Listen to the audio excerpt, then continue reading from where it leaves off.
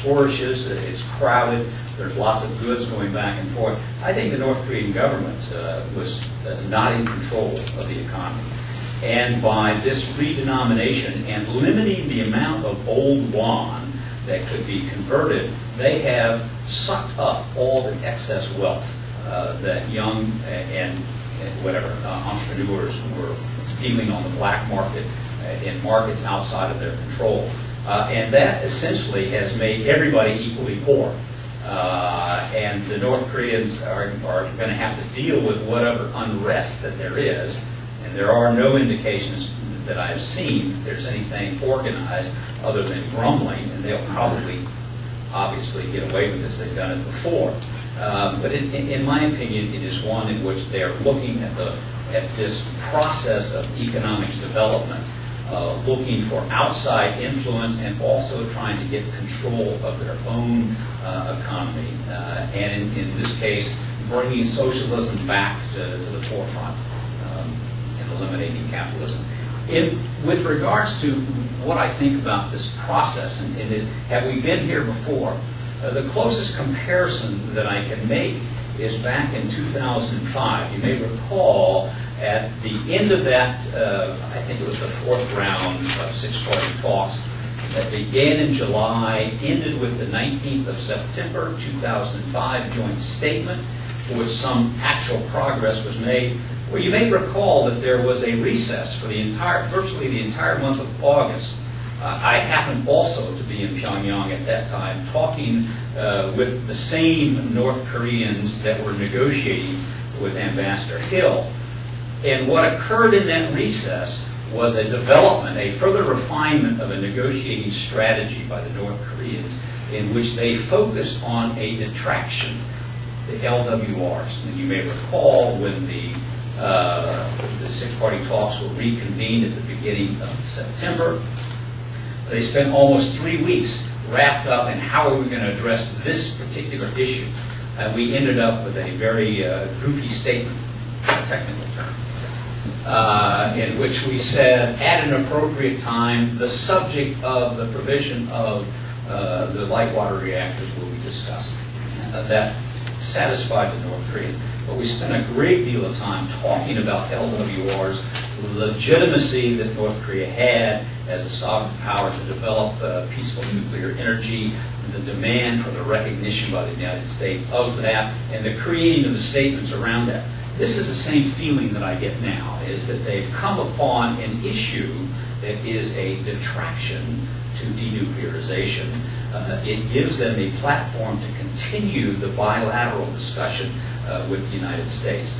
And if ultimately they come back to multilateral talks, it to me will look, as I said, very much like what occurred 4 years ago. We'll take a couple of questions at a time, please. Yeah, my name is Pritchard from the DPRK. I have two questions. One is that how Mr. Lee can explain the background, why they have a nuclear test this May? I want to know how they explain their overload. Second question is, did they mention about the centralized economic plan? I asked this question because North Korea centralized the economic plan for the last 10 years. I never heard they have no comprehensive economic plan. Yeah, well, I've gone over the nuclear test, but let me just repeat that very briefly. From a North Korean point of view, they said that it was the negative reaction led by the United States and the others in the six-party process. That's how they blame the six-party process as being a violation of their own sovereign rights. That this consortium of six-party members went to the UN Security Council and essentially said that North Korea had no legal right to peaceful exploration of space through their space launch. And that was, the reaction to that was then the development of their second nuclear test. I'd heard that previously. When I mentioned to you, I went up to New York in April of this past year to have a discussion with the North Koreans from their New York mission, and that was part of the discussion we had then. I heard that same rationale immediately after the nuclear test, or sometime in that time frame. And I said, that's nonsense to me. No nation in a fit of pique then conducts a nuclear test to show that they're angry in response. It's something that is part of a planned process, and so I don't accept their rationale. It's a convenient excuse to say we don't like the reaction by the UN Security Council, and it gives them a rationalization of walking away from six-party talks. In terms of comments about the planned economy, there were none on this trip. I don't recall any on our trip of a year and a half ago. The last time that I heard this probably was in 2005, in which we talked with the Ministry of Education, Ministry of Agriculture, and others, in which they talked about not so much this centralized process, but a decentralization in which they were giving more authority to local units to establish their goals and then to report those goals up higher.